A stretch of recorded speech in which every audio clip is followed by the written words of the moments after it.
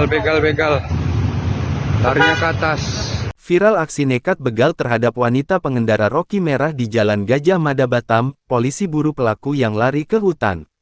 Seorang wanita pengemudi mobil Daihatsu roki merah bernopol BP 1502 CR jadi korban pembegalan di Seiladi, Kota Batam, Selasa tanggal 24 September tahun 2024 sekira pukul 14 waktu Indonesia Barat.